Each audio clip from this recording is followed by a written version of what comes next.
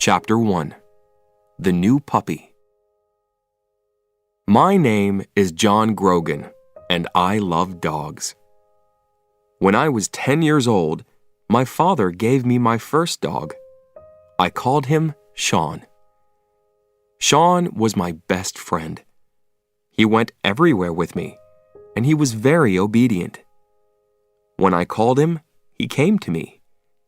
He played with me, and he walked next to me without a leash. In the car, he sat next to me quietly. After many years, Sean died. He was 14 years old. By that time, I wasn't a boy. I was a man. I had my first job. Sean was a great dog. I wanted to get another dog, but it had to be as wonderful as Sean. Some years later, I moved to Florida and married Jenny. Jenny and I had jobs with newspapers. We were very happy. We were young and in love, and life was wonderful. One day, I bought a plant for Jenny. It was very large, with beautiful white flowers. Jenny loved it. Maybe too much. Every day, she gave it water. In the end, the plant got sick and died. Some days later, I woke up early. Jenny wasn't in bed. I found her at the table with a newspaper. She had a red pen in her hand. "Jenny," I said, "what are you doing?" She showed me the newspaper. It was open at a page of ads. "Look at this, John," she said. I saw an ad with a big red line under it. Beautiful Labrador puppies, 5 weeks old. "I can't forget about that plant," Jenny said. "Why couldn't I look after a plant? I only had to give it water, but I killed it." She looked sad, but then she smiled. "I can't look after a plant, but maybe I can look after a dog. And later, maybe I'll be ready for a baby." I thought about that. Jenny and I wanted to have children one day, but we loved dogs too. Our little house was a good place for a dog. We lived near a park and near a beach, and the house had a big yard with lots of trees. "Okay," I said. I put my arms around Jenny. "Let's get a dog." So some days later, we drove to the address in the ad. The house was in the middle of some woods. A woman came to the door, and there was a beautiful yellow Labrador with her. "I'm Lori," said the woman. "And this is Lily. She's the puppy's mother." "Where's the father?" I asked. "Oh," said Lori, "Sammy boy, he's around here somewhere." Then she said quickly, "Do you want to see the puppies?" Lori took us into a room behind the kitchen. There were a lot of newspapers on the floor and a large box by the wall. In the box were 9 yellow puppies. "Oh," cried Jenny, "aren't they beautiful?" We sat on the floor with the puppies. One little puppy really liked us. He climbed up our shirts and looked into our eyes. "The puppies are $375 each," said Lori. "But you can have that puppy for $350. I stood up and turned away from the puppies. Then I turned back quickly and shouted loudly.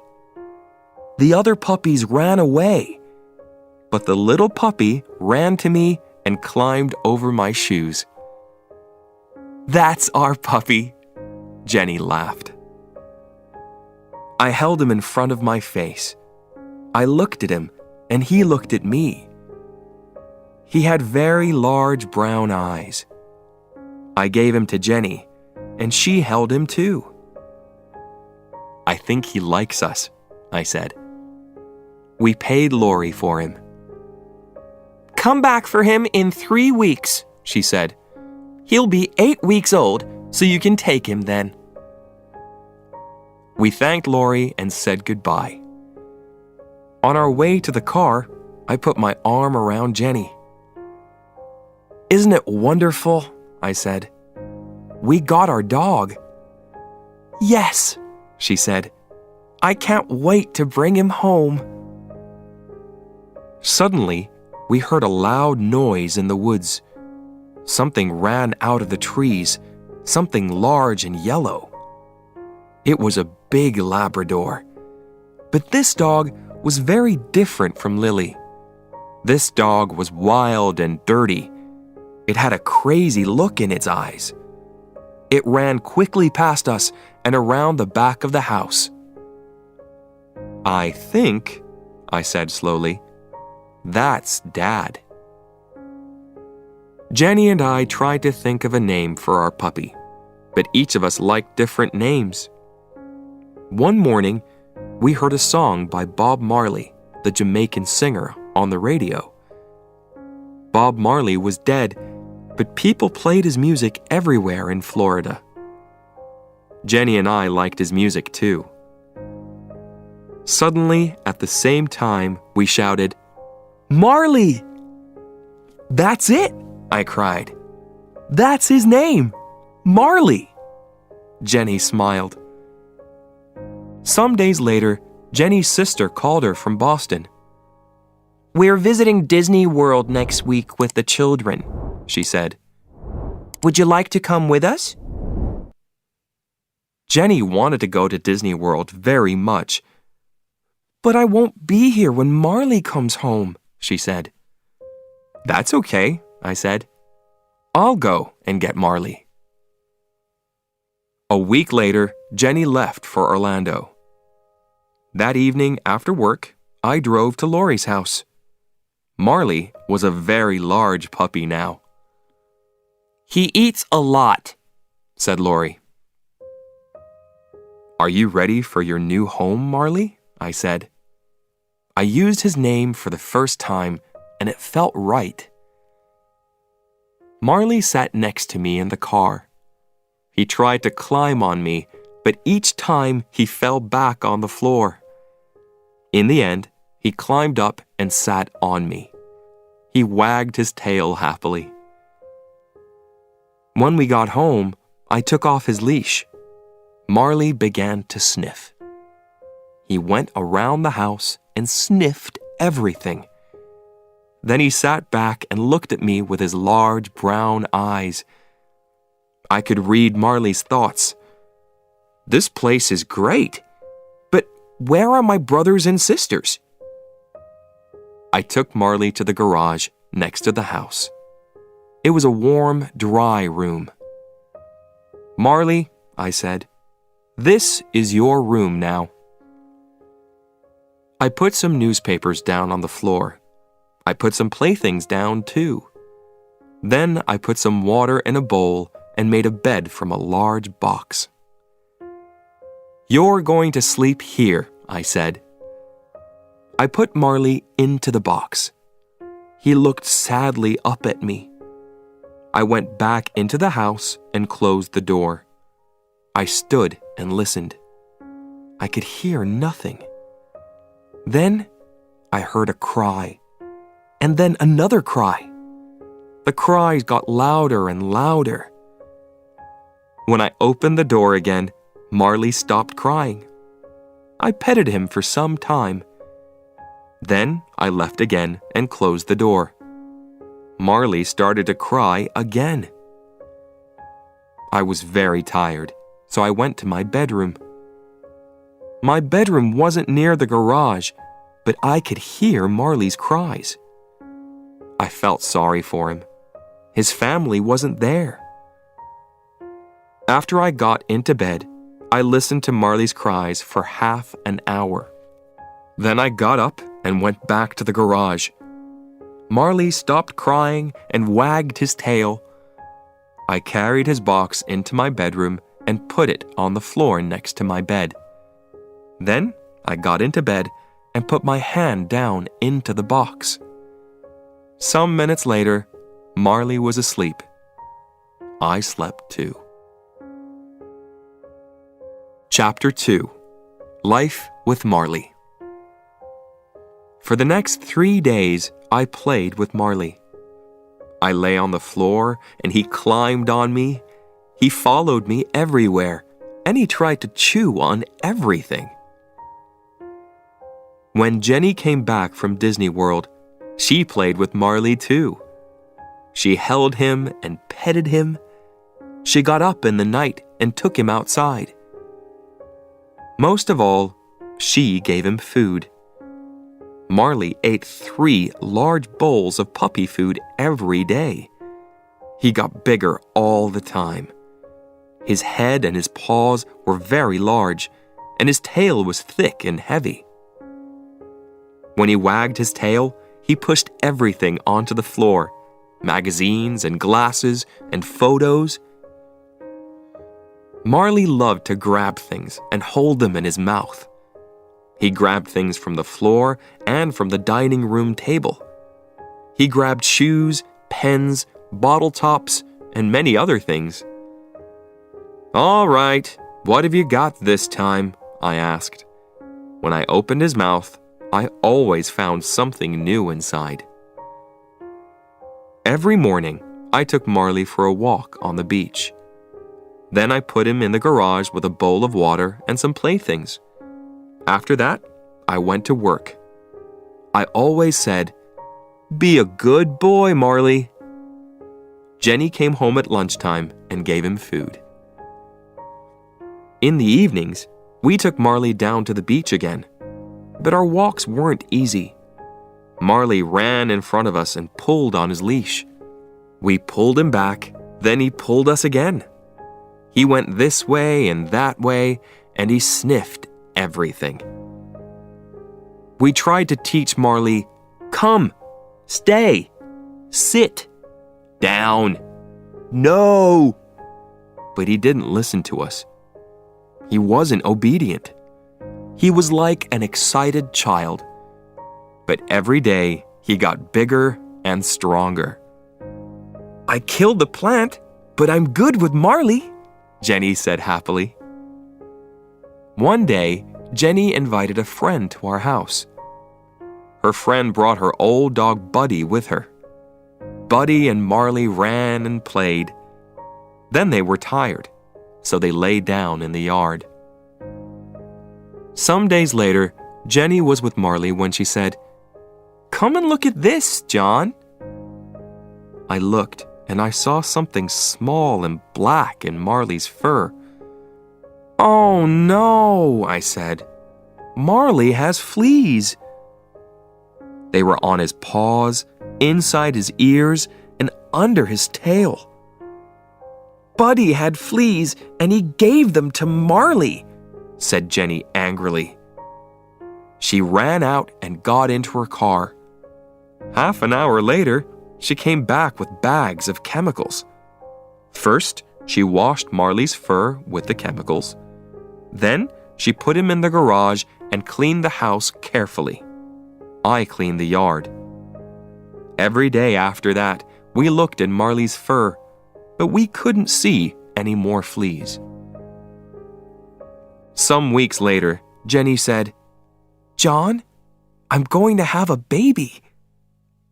"That's wonderful," I said. I was very happy. We were ready for a baby now. Then Jenny said, "But will those chemicals be a problem?" "What chemicals?" I asked. "What do you mean?" "Don't you remember? I used very strong chemicals when Marley had fleas. They can't be good for a baby," she said. She talked to her doctor about the chemicals. "It's all right, Jenny," he said. "Everything will be okay." Jenny got up early every day and took Marley for a walk. She ate lots of fruits and vegetables. After 10 weeks, she and I saw the doctor again. "Would you like to see your baby?" he asked. "Yes, please," we said. We felt very excited. The doctor took us into a room at the back, and Jenny lay down. He moved something over Jenny. On a machine next to him, we could see something like a small gray bag, but we couldn't see a baby inside. "Is there anything in there?" asked Jenny. After a time, the doctor said quietly, "I'm very sorry, Jenny. Your baby's dead." I felt sick. I sat and held Jenny's hand. We didn't say anything for a long time. When the doctor left, I put my arms around my wife. Later, I took her home. She was very quiet in the car. Her eyes were red, but she didn't cry. Back home, Jenny went into the dining room and sat down quietly on a chair. I got Marley from the garage. He was very excited. He jumped up and wagged his tail. He wanted to play. "Not today, Marley," I said, sadly. Marley ran into the yard. He came back into the house and drank water from his bowl. Then he ran into the dining room, and I followed him. But at the door of the dining room, I stopped. I saw a wonderful thing. Marley stood quietly in front of Jenny with his tail between his legs. He put his big head on her legs. He looked at her with his large eyes and made small cries. Marley understands, I thought. Jenny petted his head and put her face in his fur. Then, suddenly, she began to cry. I went to them and put my arms around them. The three of us stayed there for a long time, Jenny, Marley, and me. Chapter 3. The Obedience Class.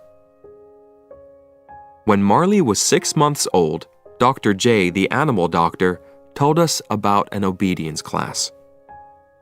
We loved Marley very much, but he wasn't an obedient dog. Every day he got bigger and stronger, and he didn't listen to us. He jumped up on us. He grabbed things in the house and chewed them. When I bought flowers for Jenny, Marley ate them. We met the teacher of the obedience class. She had a cold face, and she didn't smile. "There are no bad dogs," she said, "but there are some very weak people." The class was every Tuesday evening. We put Marley into the car and drove to the first class. When Marley saw the other dogs, he got very excited. A party! He jumped out of the car. I ran after him, but I couldn't catch him. Marley sniffed every dog before I caught his leash. "Take that dog back to his place in the line," said the teacher. "Who is going to be his boss, you or your wife?" "I am," I said. "Me too," said Jenny. "No," said the teacher. "A dog can only have one boss." "Okay," said Jenny. "I'll do it." The other dogs sat quietly in a line. Jenny took Marley to his place. I stood and watched. Suddenly, Marley saw another dog at the end of the line. That dog looked interesting. He started to pull Jenny. She tried to stop him, but she couldn't. Marley was stronger than Jenny, so he pulled her to the other dog. Then he sniffed around it. "That dog thinks he's the boss," said the teacher coldly. She started to teach the class, "Sit," and "Down." "Sit," Jenny told Marley. But Marley didn't want to sit. He jumped up and put his paws on Jenny. After the class, the teacher said, "You have to be strong with that animal. You're the boss. Show him that." When we got home, Jenny said, "You can take Marley to the class next week." The next Tuesday, Marley and I went back to the class. Jenny stayed at home. In the car, I said to Marley, "I'm the boss. You're not the boss. I'm the boss. Do you understand?" But Marley only looked at me and wagged his tail. Then he tried to chew my hands. In this lesson, the dogs had to walk quietly next to us. It was a very important lesson for Marley. When he went for a walk with Jenny and me, he always pulled us. The teacher gave us chains. "Put the chain over your dog's head," she said. "When he pulls you, pull him back with it. It will hurt him, so he'll stop pulling." I tried to put the chain over Marley's head, but Marley, of course, got very excited. A new game! He grabbed the chain with his teeth. I tried again, but each time, Marley grabbed it. In the end, I got the chain over Marley's head and started to walk with him. When Marley pulled in front of me, I pulled him back with the chain. But then he pulled away again. "Here," said the teacher. "I'll show you." She took Marley's leash and started to walk with him. Marley pulled the chain, and the teacher pulled him back. But then Marley pulled the chain again. This new game was great. Then Marley saw me. He started to run to me, and he pulled the teacher after him. Marley was bigger and stronger than the teacher, so she couldn't stop him. She was very angry. After the class, the teacher said, "Your dog isn't ready for this class. He's too young. You can bring him back in 6 or 8 months."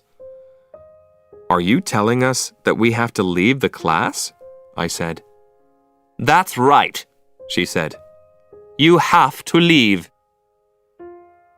Because Marley couldn't go back to the class, I started to teach him at home. But it was difficult. Marley wasn't a fast learner. We had another problem with Marley. In Florida, there were often thunderstorms. Marley was afraid of loud noises. He went crazy in a storm. He broke things and made everything dirty. After each storm, Marley quickly forgot about it. He was happy again and wanted to play. But in the next storm, the same thing happened. He was afraid, so he went crazy again.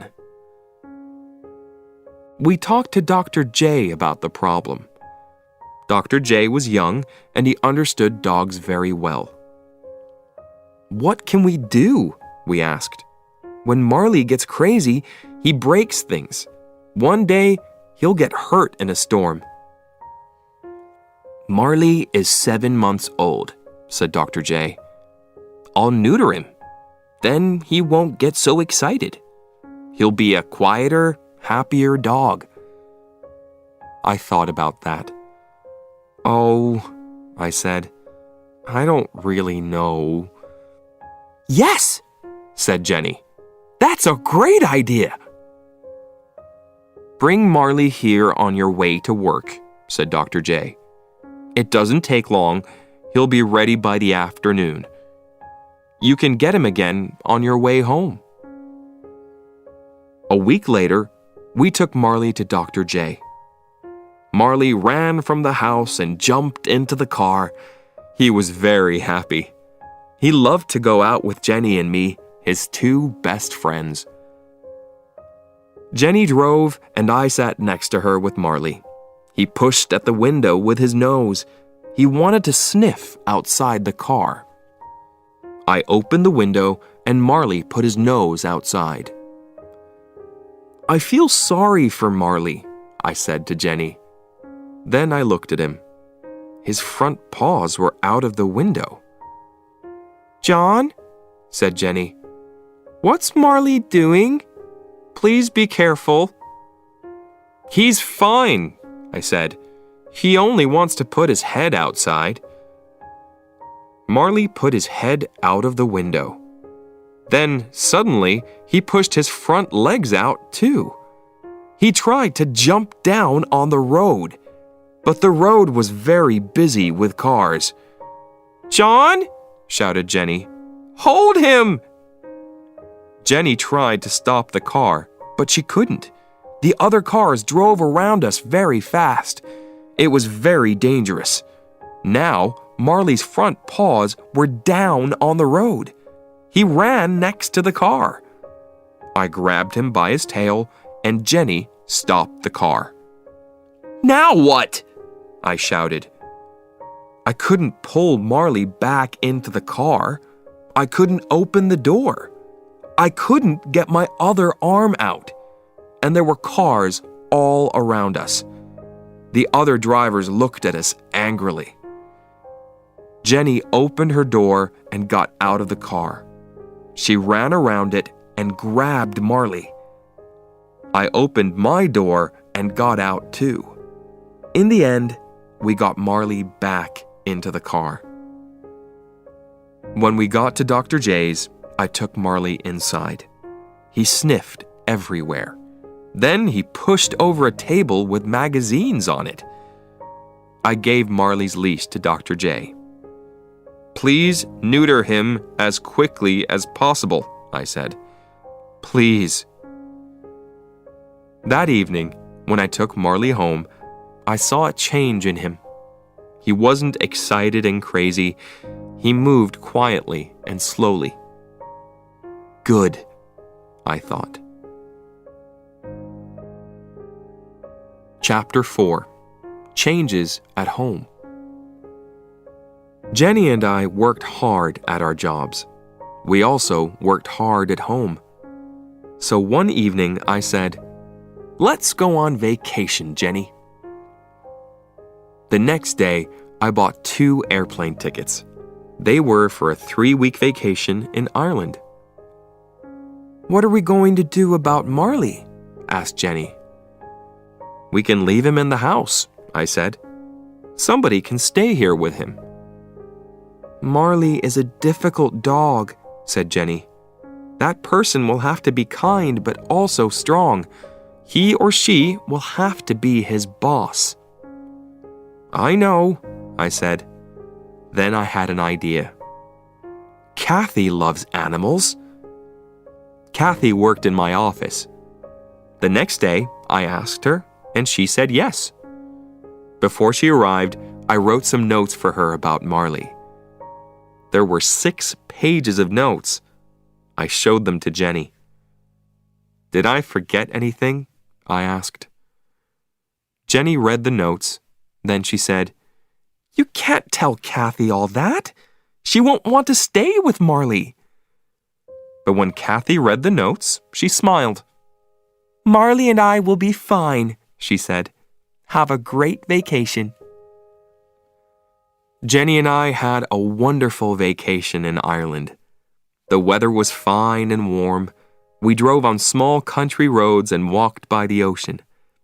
At night, we stayed in the houses of Irish families. We forgot about our jobs in Florida. When we arrived home, Marley ran outside to us. Kathy stood at the door. She looked very tired. Her bag was next to her. "I'm sorry," she said, "but Marley broke a lot of things in the house. He wasn't obedient, and he didn't listen to me." We thanked Kathy, but she wanted to leave very quickly. I turned to Marley. "All right, Marley," I said. "Tomorrow, you're going to learn about obedience." The next morning, Jenny and I went back to work. But first, I put the chain around Marley's neck and took him for a walk. Marley started to pull me. "Sit, Marley," I said. Marley sat. "Okay, let's try that again," I said. We started to walk, and Marley pulled me again. I made the chain very short and pulled him back. It hurt him, but it was the only way. In the end, he learned his lesson.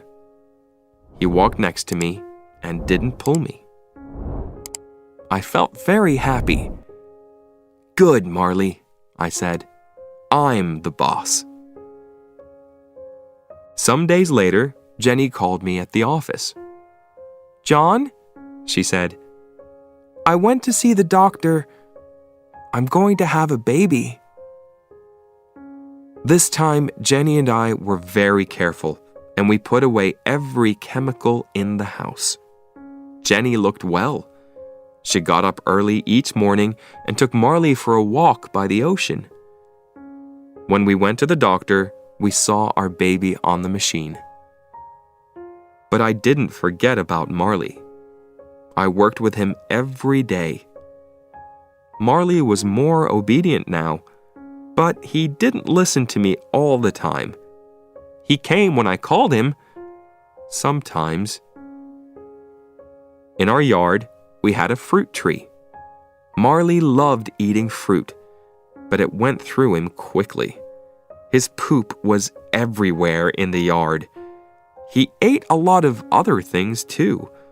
These went through him and came out in his poop: toys, pens, and bottle tops. I bought Jenny a beautiful chain for her birthday. She loved it and she put it around her neck. But some hours later she cried, "My chain! Where is it? Maybe I didn't put it on right." "We didn't go outside," I said. "So it's here in the house." We looked in every room, but we couldn't find the chain. Suddenly Jenny said, "What's that in Marley's mouth?" I saw the end of a thin chain. "Oh no!" I cried. "Okay, Marley, it's all right. Come here now. Please give us the chain." But Marley only looked at us. Suddenly, he threw his head back. "He's eating the chain!" cried Jenny. I opened his mouth and pushed my hand down, but I couldn't find the chain. "We'll have to wait," I said. "The chain will go through Marley and come out in his poop." I gave Marley lots of fruit. We waited for 3 days. I followed Marley everywhere. When he pooped, I looked for the chain, but it wasn't there. On the 4th day, I found it. After I washed it, it was very clean. It had a beautiful shine. "That's wonderful," Jenny said. "It shines better than before." Jenny wore that chain for years. When I saw it, I always thought of Marley. Our son was born in St. Mary's Hospital in Palm Beach. We called him Patrick, an Irish name. "Things are going to change at home for Marley now," said Jenny. "Maybe he won't like the changes." I brought Jenny and Patrick home from the hospital. Patrick was asleep, and we put him on our bed. Then we went to the garage and brought Marley into the house. He followed Jenny into the bedroom, but he didn't see Patrick on the bed. Then Patrick made a small noise, and Marley's ears went up. Where did that noise come from? Patrick made another noise. Marley held up a paw, and Jenny and I watched him. What's Marley going to do?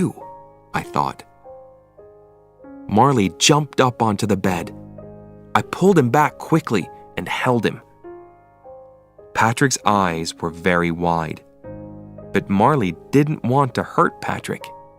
He sniffed all around him. Now Marley had a new best friend. When he was near Patrick, he wasn't wild and crazy. At night, he slept under Patrick's bed. 6 months later, Patrick started to move around. Marley lay on the floor and Patrick climbed over him.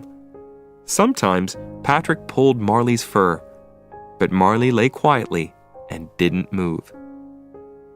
We were parents now, and we were happy. We had our wonderful baby. We had our dog. We had our house by the ocean. Life was good.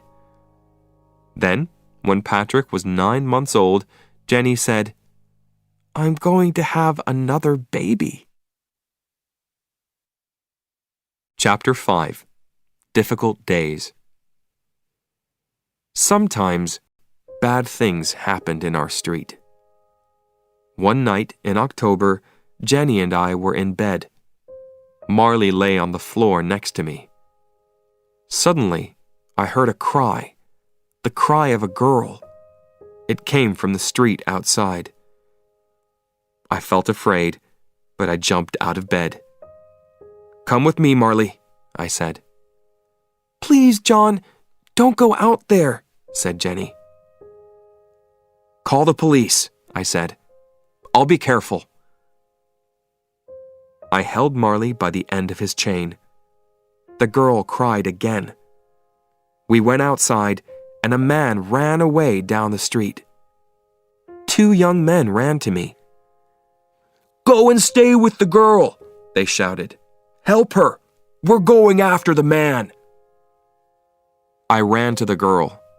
She was my neighbor's daughter, Lisa. She was 17 years old. Her shirt was red and wet. "What happened?" I asked. "I was in my car," she said. "A man got in and put his hand over my mouth. He said, 'Don't make a noise.' But I did, and he cut me with his knife."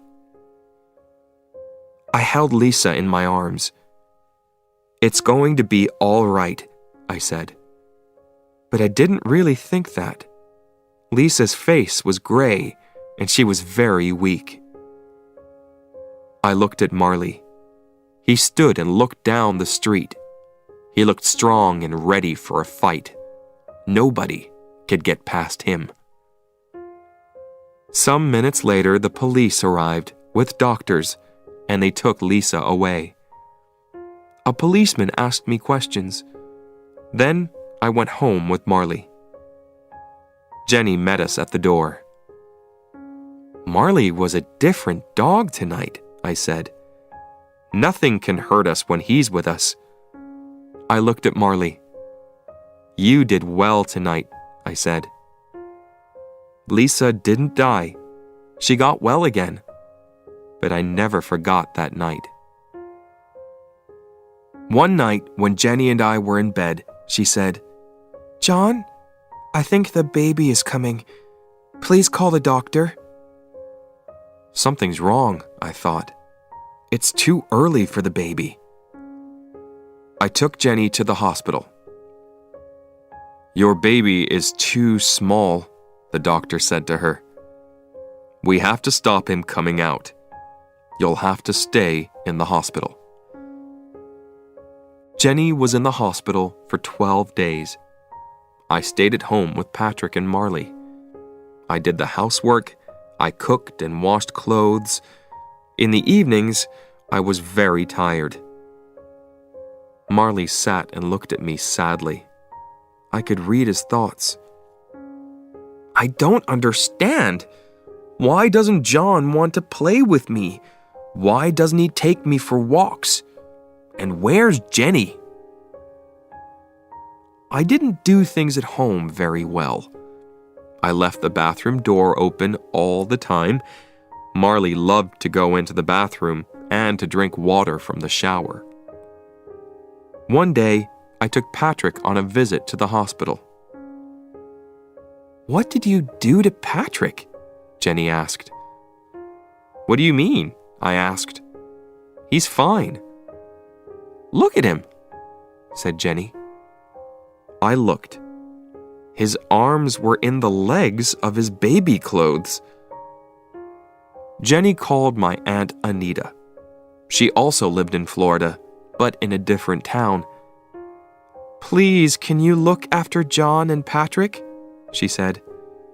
2 days later, Aunt Anita arrived. She did the housework and everything at home was fine again. When Jenny came home, she had to stay in bed all day. This was a very difficult time for her. She couldn't cook or go for a walk. Worst of all, she couldn't hold Patrick.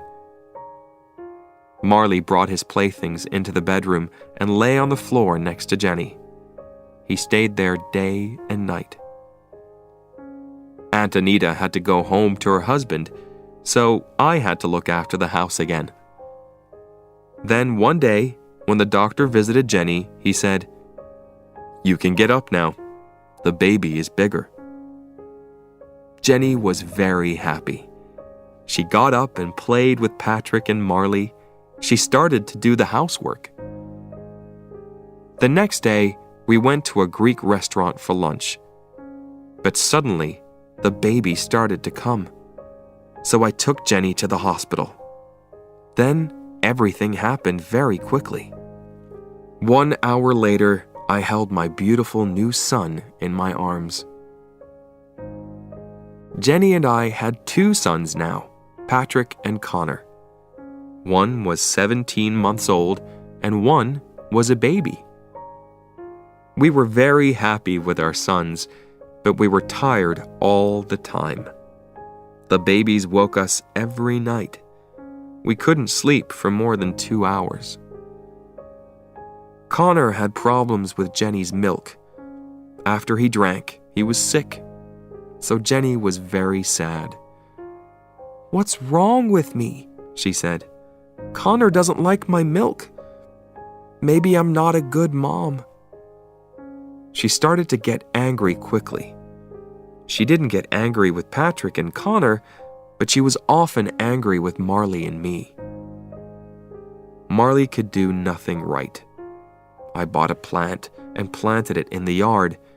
The next day, Marley pulled it out and ate it. Then, he broke a door in the house. He went crazy when there was a thunderstorm. One day, when I got home from work, I found Marley with Jenny. Jenny was very, very angry. "Why do you break everything?" she shouted. "You're a very bad dog." Marley stood with his head down, and she hit him again and again. I went and grabbed Jenny's arms. "Hey, hey, hey!" I shouted. "Stop! Stop!" I looked into Jenny's face, but the look in her eyes was new to me. Her face was the face of a stranger. "Get him out of here," she said. "Get him out of here now." I opened the front door and Marley ran outside. When I turned back for his leash, Jenny said, "You have to find Marley a new home." She couldn't mean it. She loved this dog. I walked out of the door. Marley ran and jumped around. He wasn't hurt. I took Marley into the street and said, "Sit." He sat. I put his chain over his head with the leash. Then I took him for a very long walk. When we got home, Marley was very tired. I took off Marley's leash and he ran to his bowl.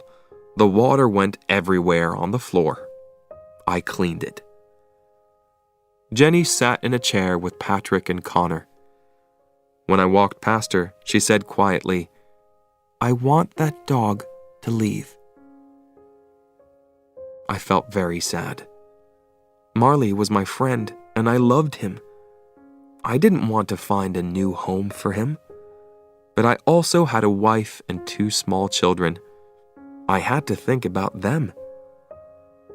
I talked to my friends and neighbors about Marley.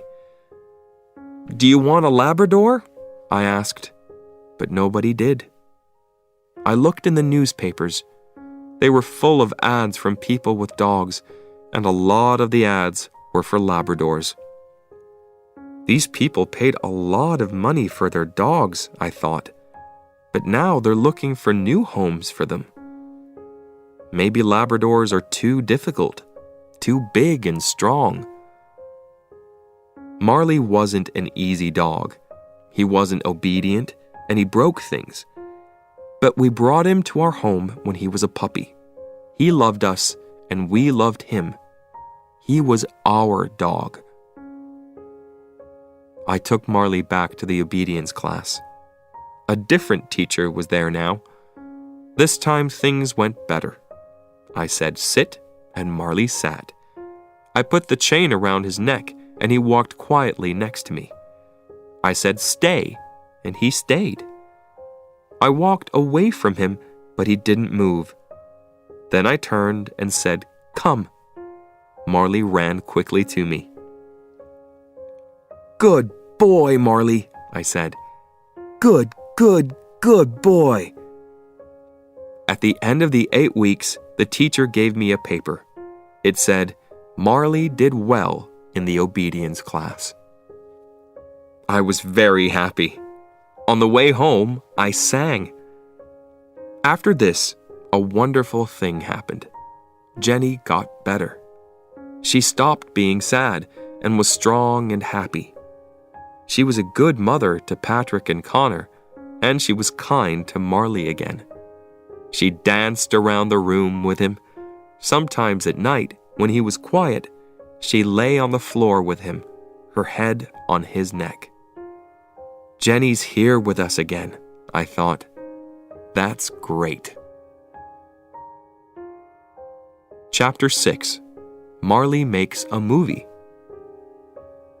Jenny's friend Colleen worked for a film company. One day, Colleen called Jenny. "My company is making a film about a family in Florida," she said. "They want pictures of a family home. Can I come and take some pictures of your house?" Colleen came and took photos of our home and the children, and of Marley too.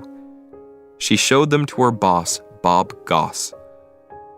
Some days later, Jenny called me at work. "Bob Goss is making a movie about a family with a dog," she said excitedly. "So he's looking for a dog, a big family dog. He saw Colleen's photos and he's interested in Marley." "Really?" I said. "You mean Marley? Our Marley?" The next day, Colleen came to our house and took Marley to her boss. 2 hours later, she brought him back again. "Marley was great," she said. "Everybody loved him." Some days later, the company started filming. "Bring Marley to the Gulfstream Hotel at 9 o'clock, Bob Goss told us. We put the children and Marley into the car and drove to the hotel. A lot of people stood outside. The police were there too. One of the policemen looked inside the car. He saw Jenny, 2 small children, and a large dog. "You can't come this way," he said. "You have to turn back." "But we're with the film company," I said. "Our dog is in the movie." "Really?" the police officer said. Then he looked at a paper in his hand. "You have the dog?" Marley's name was on the paper. "I have the dog," I said. "Marley the dog." "Oh," said the policeman. He turned to another policeman and shouted, "He has the dog! Marley the dog!" Then he turned to us again. "You can come in," he said. I felt very important. Marley was famous. The cameraman started to film Marley, but Marley wasn't obedient. He ran and jumped. He chewed through his leash. "Cut! Cut! Cut!" shouted Bob Goss. At the end of the day, we took Marley home. "Marley," I said sadly, "you're not going to be famous." But the next day, the film company called again. "Please bring Marley back here," they said. When we got back to the hotel, Bob Goss said, "On film, Marley was great." Marley had a very good time with the people in the film company. Everybody played with him and petted him. After 4 days, the cameraman stopped filming. "Call us after 8 months," said Bob Goss. "The movie will be ready then." After 8 months, we called the company. The name of the movie was The Last Home Run, but we couldn't learn anything about it. I called the company again and again. 2 years later, I was in a store, and there were a lot of movies on the shelves. Suddenly, I saw The Last Home Run, Marley's movie. I bought it and took it home. "Come and watch this," I shouted to Jenny and the children. We saw Marley in the movie. He was only there for 2 minutes, but it was very exciting. We all laughed and cried. "We're famous!" shouted Patrick. Marley's name came at the end of the film. In big letters, it said, "Marley the dog." Sometime later, we said goodbye to our home in West Palm Beach. The place got more and more dangerous, and our house was too small for 2 children and a large dog. So we moved to a bigger house in another city, Boca Raton. A lot of rich people lived in Boca Raton. They had expensive cars, big houses, and beautiful clothes. There were many good things about our new house. Near the house was a small park, but best of all, it had a pool. We all loved the pool, but Marley loved it most. He jumped in with me and climbed on me. But there was a problem with the garage in our new house. It had no windows, and it got very hot in summer. So we couldn't put Marley in it when there was a thunderstorm. I took Patrick and Connor to the pet store, and we bought a strong cage for Marley. We put it next to the washing machine. I put some food in the cage. "Come here, Marley," I called. Marley went inside, and I closed the door of the cage after him. He lay down on the floor and chewed his food happily. "This is going to be your new home when we're away," I said. That evening, we went out for dinner. Before we left, I opened the door of the cage. Marley walked inside, and I closed the door. "Be a good boy, Marley," I said. We had dinner in a restaurant, then we went for a walk. "This is great," said Jenny. "We can forget about Marley. We know he's fine in the cage." She smiled happily. We went home and walked to the front door. I looked at the window next to it. Something was there, in the window. Something black and wet. It was Marley's nose. "What's that?" I said. "How could... Marley?" When I opened the front door, Marley ran to us happily. Everything in the house was fine. Then we looked at the cage. The door was open. "But how did Marley get out?" asked Jenny. "He opened the door from inside," I said. "He's smart, and he's very strong." Day after day, when we left the house, we put Marley into the cage. When we came home, sometimes he was there. Sometimes he was at the window. We tried to make the cage stronger, but Marley was stronger than the cage. When he wanted to get out, he pushed the door open. Chapter 7. The World's Worst Dog.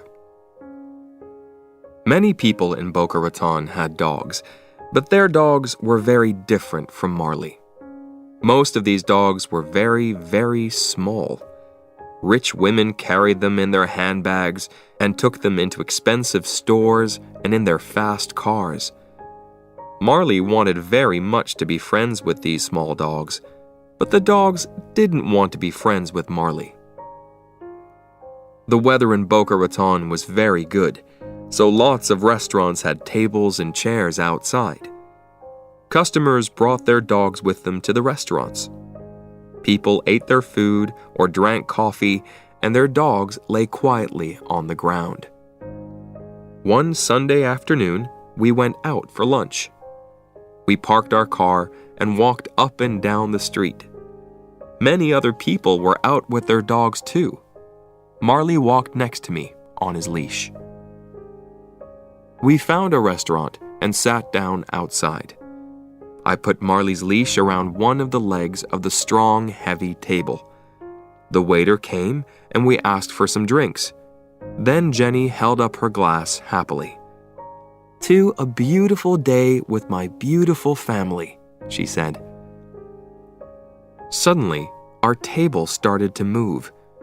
It moved quickly between the other tables and the other customers. What's happening? I thought. Then I saw a small white dog across the street. "Marley's going to that dog," I shouted. "We have to stop him." We jumped up and ran after Marley and the table. "Sorry, sorry, sorry," we shouted to the other customers. I ran and grabbed the table. Jenny grabbed it too. We held it and it stopped moving. I turned around and saw the faces of the other customers. Everybody looked at us with their mouths open. We carried the table back to its place and a waiter came. "I'll get some more drinks for you," he said. "No," said Jenny. "We'll pay for our drinks and leave." Jenny and I had another baby. This time it was a girl, and we named her Colleen. When Colleen was 2 months old, I had my 40th birthday. I wanted to do something exciting on my birthday, but it was a very quiet day. When I arrived home from work, Jenny was tired. By 8:30, all 3 children were asleep, and Jenny was too. I felt a little sad. I took a drink outside. I sat and looked at the ocean. Marley lay on the ground next to me. I thought about my life. Then I thought about Marley. He wasn't a puppy now. He was 6 years old. But he loved life, and he was very happy.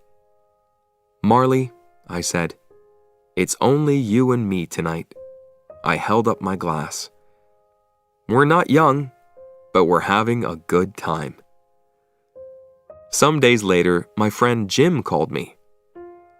"Let's go out for a drink on Saturday," he said. Jim came for me at 6 o'clock and we went out to a bar. We talked and laughed. Then the barman called out, "Is John Grogan here? There's a phone call for John Grogan." It was Jenny. "The baby's crying," she said. "Can you come and help me?" "I'll take you home," Jim said. When we turned into my street, I saw a lot of cars. "Somebody's having a party," I said. Jim stopped the car outside my house, and I invited him inside. Then, suddenly, the front door opened. Jenny stood there with Colleen in her arms. She had a big smile on her face. I looked into the yard. There were lots of people around the pool. My friends and neighbors. "Happy birthday, John!" they shouted. I wanted to take Marley to the beach. You couldn't take pets onto most beaches in South Florida, but one small beach was different. Everybody called it Dog Beach. On Dog Beach, dogs could run freely. They didn't have to be on a leash. One morning in June, I took Marley to Dog Beach. There were lots of people with dogs, but the dogs were on leashes. "What happened?" I asked a man. "The police came," the man said. "We have to use a leash." So I walked Marley on his leash, but I felt sorry for him. After our walk, I gave Marley a bowl of water. Then a man arrived with a big black dog. It looked dangerous. "Don't be afraid of him," said the man. "This is Killer, but he's very friendly. He doesn't fight other dogs." I told the man about the police. "That's stupid," he shouted. "This is Dog Beach." He took off Killer's leash and Killer ran into the water. Marley looked at Killer and then he looked at me. I could read his thoughts. "Please, please, please, I'll be good." I looked around the beach. I couldn't see any policemen. I took off Marley's leash and he ran into the ocean after Killer. Marley and Killer played happily in the water. Other people watched them. Then they took off their dogs' leashes too. The dogs ran into the water. But then Marley started to drink from the ocean. "Stop that, Marley!" I cried. "You'll be sick!" But Marley didn't listen to me, and he didn't stop drinking. Then he started to turn around in the water. "Oh no," I thought. I ran into the water. But it was too late. Marley pooped everywhere. "Hey!" somebody shouted angrily. "Get your dog!" "Marley, no!" I shouted. I could feel everybody's eyes on me and on Marley. "No, Marley, no! No! No! No!" Marley's poop was everywhere. The other people grabbed their dogs. Marley came out of the dirty water and looked at me happily. But we had to leave. "That wasn't nice," the man with Killer said. "Sorry," I said. I put Marley's leash on him. Other dogs didn't drink water from the ocean. Marley wasn't a bad dog, but sometimes he did stupid things. "What's wrong with you, Marley?" I said on the drive home. "Sometimes you're the worst dog in the world." I never took Marley to the beach again. Chapter 8. We Moved North. When Colleen was 2 years old, I got a job with a magazine in Pennsylvania, in the northeast of the United States. We were ready for a change from Florida. There were too many people and cars. The weather was always hot, with a lot of thunderstorms. We wanted to live in a quiet place in the country. We wanted to see summer, winter, spring, and fall. Most of all, we wanted to see snow. Our new home was very beautiful. There was a small river near our house, and there were woods all around it. Marley was very happy. He loved playing in the woods and running after small animals. 3 weeks after New Year, it snowed. The children were very excited because it was their first time. We put on warm jackets and ran outside. Marley followed us. Marley was very funny in the snow. He fell down all the time. Snow lay on his fur and his face. I could only see a black nose and 2 brown eyes. I could read his thoughts. "I don't understand. What's this? It feels so cold and wet." But then Marley jumped up again. He ran around the yard and jumped through the snow. The children laughed happily, and Marley was happy too. We had a great time. It was almost the end of our first winter in Pennsylvania. We were very happy in our new house. But Marley was 9 years old now. He moved more slowly, and he slept for most of the day. Sometimes, when I took him for a walk, he got very tired. His fur in many places was gray, not yellow. Life with Marley wasn't easy. He cost us a lot of money. He ate a lot of food, and he broke a lot of our things. We could never change him. We knew that. But he was one of our family. He loved us, and we loved him.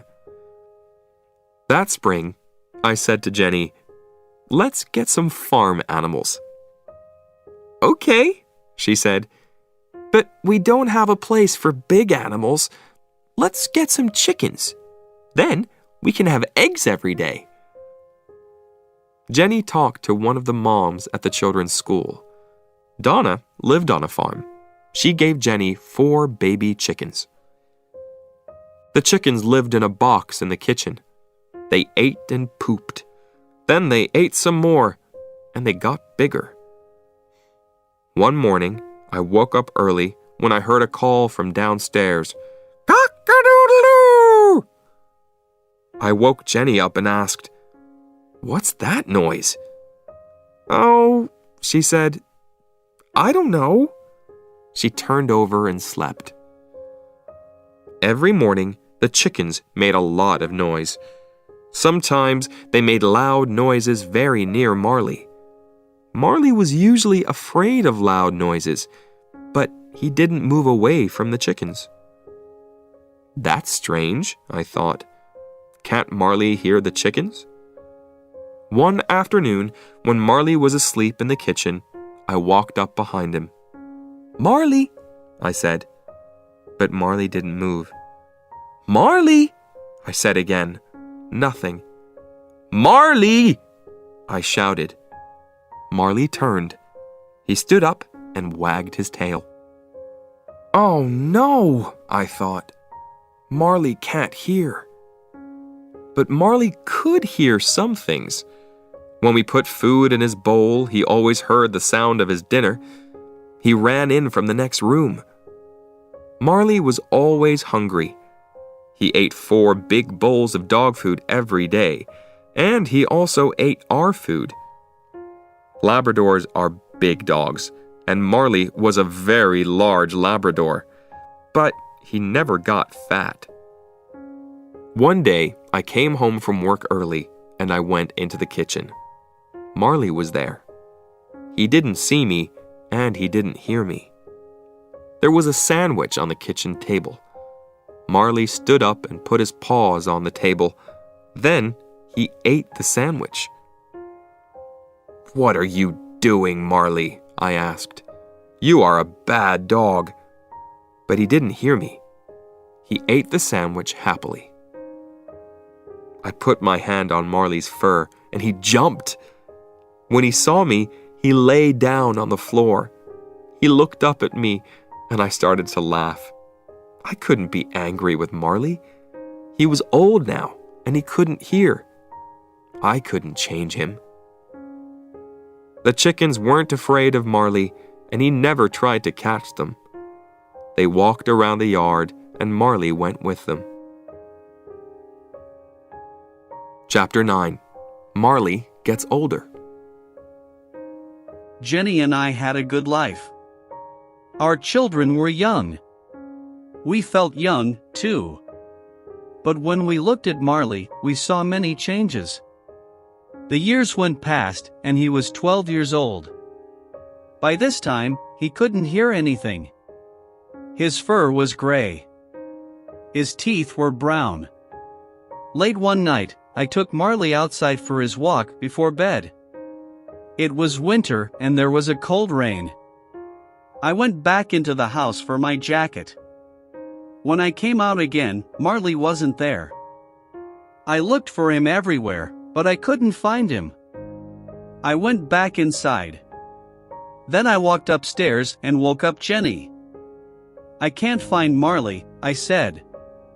"He's out there in the rain." Jenny pulled on her jeans and shoes, and we went outside again. I walked slowly through the woods and called for Marley. Jenny went a different way. We were very wet and cold. "Let's go home and get warm," I said. "I'll get the car and come out again." We walked back to our house. Suddenly, we saw Marley. He stood outside the house, out of the rain. When he saw us, he was very happy. I felt angry with him, but then I was happy, too. I brought him inside and dried him. Marley was very tired. He went to sleep and woke up at noon the next day. Marley couldn't see well now. His fur started to fall out, too. Jenny cleaned the house every day, but his hairs were everywhere. But Marley's biggest problem was his hips. They hurt him a lot and he couldn't move quickly.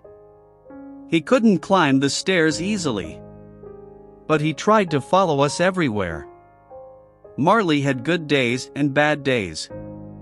One spring evening, I took him for a short walk around the yard. The night was cold and there was a light wind. I ran and Marley ran with me. "Marley," I said, "you're a puppy again." We ran back to the house. There were 2 small stairs in front of the door. When Marley tried to climb the stairs, he fell down. He lay on the stairs and looked sadly up at me. Marley was too heavy for me. I couldn't carry him, so I had to push him up the stairs. Then he stood up and went into the house. When I looked at Marley, I thought, we only have one life and it can change very quickly. I enjoyed my job on the magazine, but I really wanted to work for a newspaper again. Newspapers were more exciting, and I liked writing about big stories. I also liked getting letters and calls from readers. A friend told me about a job on the Philadelphia Inquirer. This was one of the best newspapers in the United States.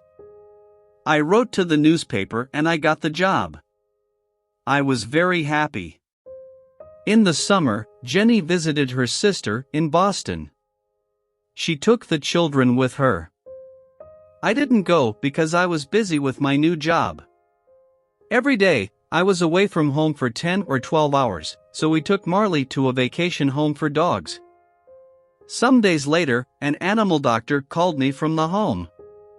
"I'm sorry," she said, "but Marley's very sick." When he saw the other dogs, he got very excited. He ate his food too quickly. Then he had a bad problem with his stomach and he almost died. He's a little better now, but it will happen again. "Oh," I said. "What are you saying?" "Do you want us to help end Marley's life?" she said. "I'm sorry." "Oh," I said. I couldn't think. I have to talk to my wife. I called Jenny in Boston and we had a long conversation about Marley. In the end, Jenny said, "The doctor's right.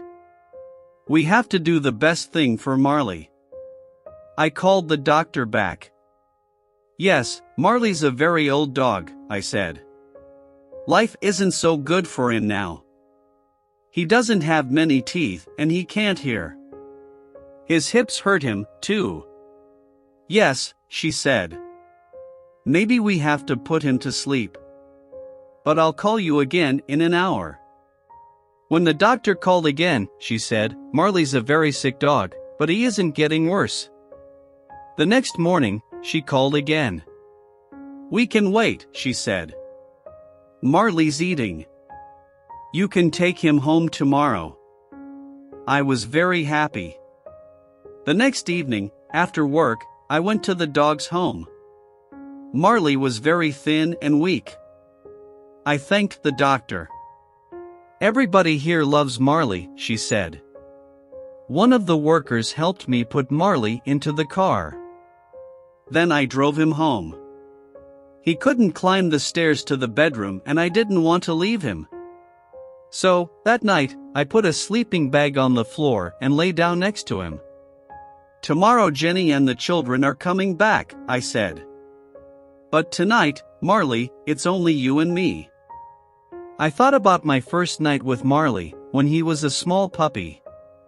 That night, he cried for his mother, and then he slept in a box next to my bed. Now, 13 years later, here we were again. I put out my hand and petted him. In the next weeks, Marley got a little better. A lot of the time, he lay on the floor in the family room, asleep in the sun. But one morning, when I was in the bedroom, I heard a noise. Then Connor shouted, "Help!" Marley fell down the stairs. Marley lay at the bottom of the stairs. Jenny and I ran to him. But then he got up and walked away. Marley had a bad fall, I told the children. But he's okay. But Marley was hurt. When I got home from work that evening, he couldn't move. When he saw me, he tried to get up. But he fell down again on the floor. "I don't think Marley can go upstairs again," I said. But I was wrong. The next day, I was upstairs at my computer in my bedroom when I heard a sound. I turned around. Marley stood at the bedroom door. "Marley," I said, "what are you doing here?" I went to him and petted him. Then I looked into his eyes. "Marley," I said, "you're going to tell me when it's time, right?" Chapter 10. A Great Dog. Winter arrived early that year. The children waited for the snow. Can Marley live through another winter? I thought. Jenny and I took the children to Disney World in Florida. It was their first Christmas away from home and they were very excited. Jenny took Marley to the animal doctor's office. They gave him a home there and watched him carefully. We had a great family vacation. But on the way home, somebody called us from the doctor's office.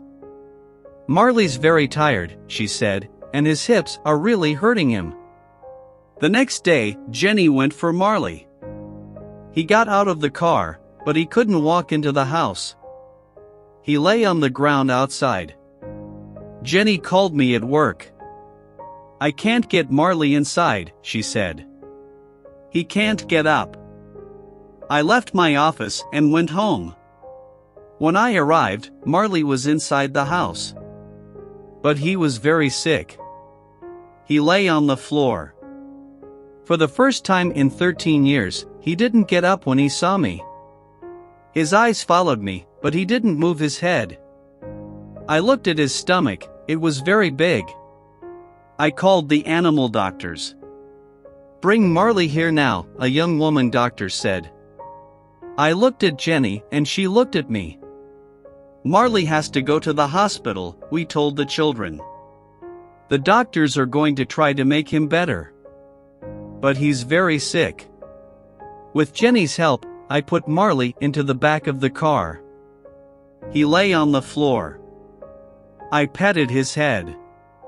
"Oh, Marley," I said again and again. At the hospital, I helped him out of the car and took him inside. The young doctor took him away. Then she came back and showed me some pictures of the inside of Marley's stomach. "I'm very sorry," she said quietly. "We can't do anything for Marley now." "I understand," I said. "Please, can I say goodbye to him?" "Yes, of course," she said. "Have as much time with him as you want." Marley was asleep. I got down next to him and ran my fingers through his fur. I held up each ear in my hands. I opened his mouth and looked at his teeth. Then I held up his front paw. "I want you to understand something, Marley," I said. "Sometimes we called you the world's worst dog. But you're not. We never told you this before, but you're a great dog, Marley. A great dog." I sat with Marley for a long time, then I called the doctor. "I'm ready now," I said. I held Marley's head and the doctor gave Marley something. It didn't hurt him. He died quietly. I want to take Marley home, I said. Two people brought a large black bag out to my car. Then I thanked the doctor and drove away. When I got home, the children were in bed. I put my arms around Jenny and we cried for a long time. Later, we went outside. We took the black bag out of the car and put it into the garage. Next morning, Jenny told the children about Marley. They were very sad and started to cry. It's okay, I said. When you have a dog, this always happens.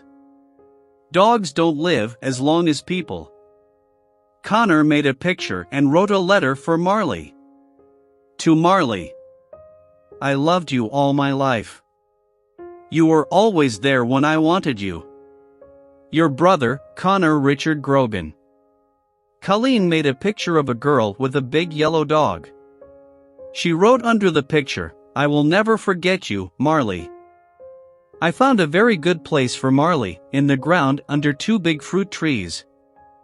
I put the black bag in the ground, and Jenny and the children watched. After I finished, everybody said, we love you, Marley. Then we went back to the kitchen and told stories about Marley. Sometimes we laughed and sometimes we cried. The next days were very difficult. The house was very quiet. When I came home at night, there was no Marley. Jenny cleaned the house, but his fur was everywhere. One morning, when I put on my shoes, I found some of Marley's fur inside them. Marley was my dog for 13 years. He wasn't an obedient dog, but he was important in my life. I wanted to tell other people about him. So I wrote about him in my newspaper. Nobody called Marley a great dog or a good dog, I wrote. He was wild and crazy. He had to leave obedience school. He chewed things, and he wasn't very intelligent. But he understood people's feelings, and he was very good with children. A person can learn a lot from a dog. Because of him, I listened to my feelings. Because of him, I enjoyed winter's sunlight and the snow and a walk in the woods.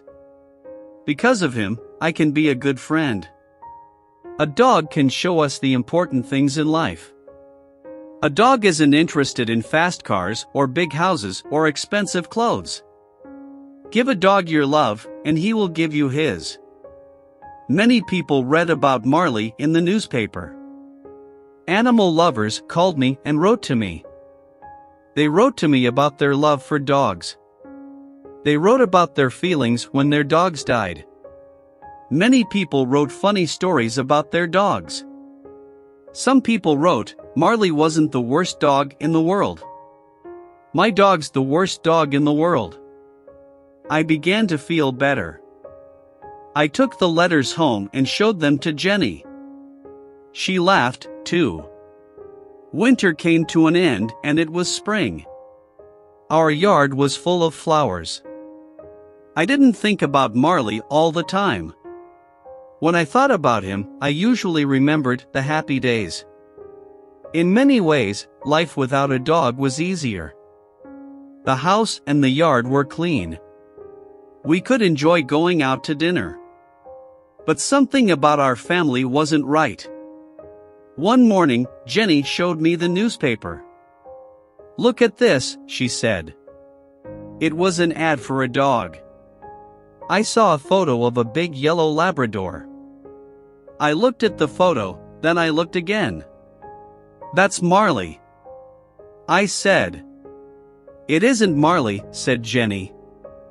Look. Under the photo was the dog's name, Lucky. I read. I'm looking for a new home and a new family. I want a quiet home, because I'm a little wild. We read the ad and looked at the photo again. We didn't say anything for some time. Then I said, we can go and look at him. Yes, said Jenny. Why not?